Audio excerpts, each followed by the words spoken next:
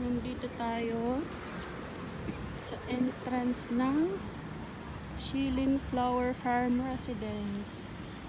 Nag-iba na yung entrance niya kasi every month pinapalitan yung yung mga flower dito.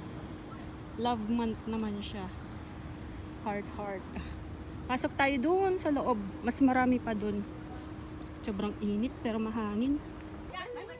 Dito na tayo.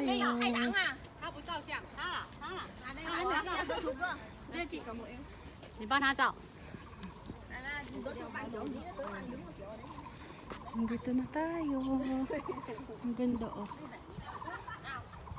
Ang ganda mag-picture dito kaso di tayo makapag-picture. Paano ba makapag-picture tayo? Makapag-picture dito. Di tayo makapag-picture. Tayo makapag-selfie. Ang ganda na. Puntahan natin yung tulips flower. Tutorial. Puntahan natin yung tulips. Pero dito marami na siya. Maganda na siya.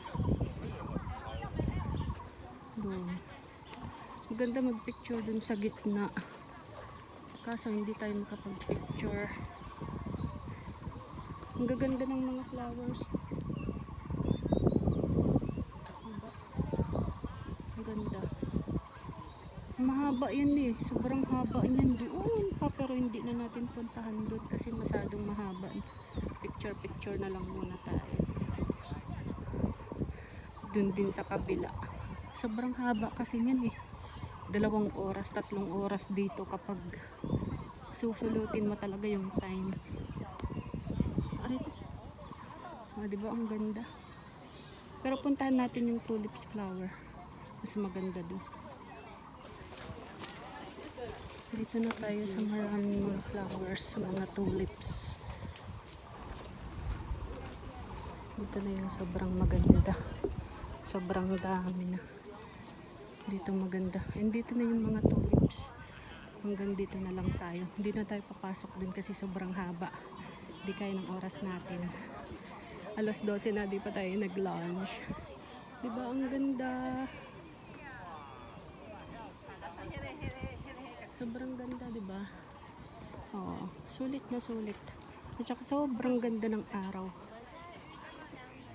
Yan. Wow, ang ganda. Ang ganda. Hanggang doon pa yun eh. Sobrang haba pa yun eh. Pero hindi kaya ng oras natin. Diba ang ganda? Picturean natin isa-isa.